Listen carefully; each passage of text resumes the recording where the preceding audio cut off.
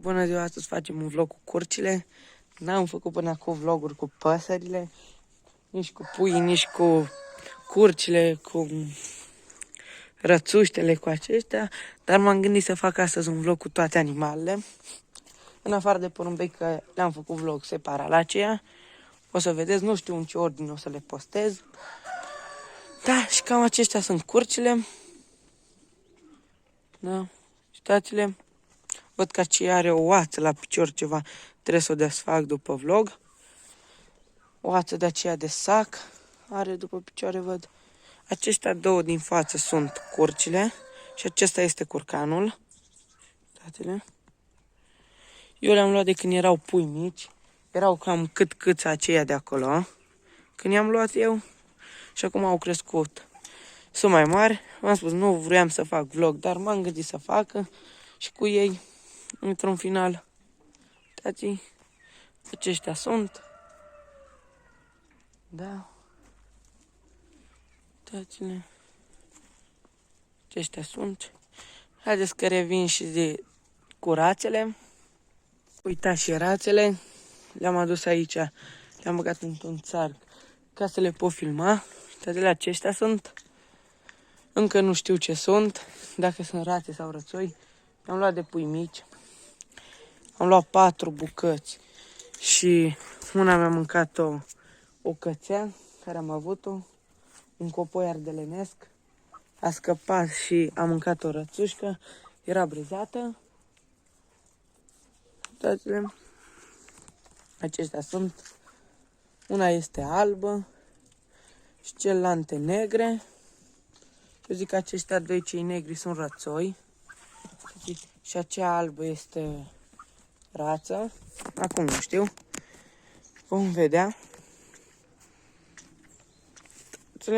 Sunt frumoase.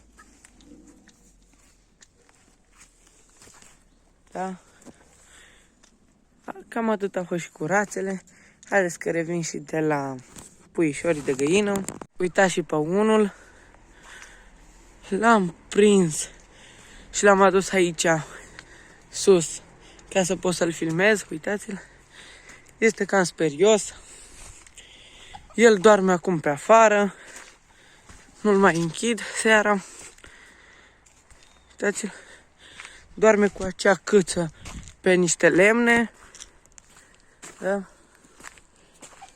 Acea câță o am, cred că de 8 ani. 7-8 ani. O țin. Da. Este foarte bătrână. A început deja nici să nu mai facă om. Dar eu o țin pentru frumusețe. Se văd aici și niște găini americane. Am avut mai multe. Am avut în jur de 70 de găini americane. Tot cu pui. Da. Aceasta a avut o soră, numai că sorei i-am dat-o și cu fratele. Acela este tatăl la majoritatea puilor care i-am dat. Acela cu această găină este mama și câteva găini bătrâne care le-am mai dat. Da, și mai am, aceea este o găină bătrână, o cloță care vrea și ea să cadă pe clucit. Dar nu o să o mai las să mai cadă, pentru că este frig deja. Și acea cloță, o cloță neagră, a scos 2 puișori. Ea de obicei scotea câte 12-13 pui. I-am pus din 15 ouă, mi-a scos 14 pui. Acest cocoș, dar acum nu știu de ce a scos doar 2. Dar uitați, au venit și rațele pe aici. Și curcile sunt. Uite mai câmpia pe aici. Se plimbă, fac ce vrea pe aici. Da. Una este acolo, o curcă pe acel pom. Da.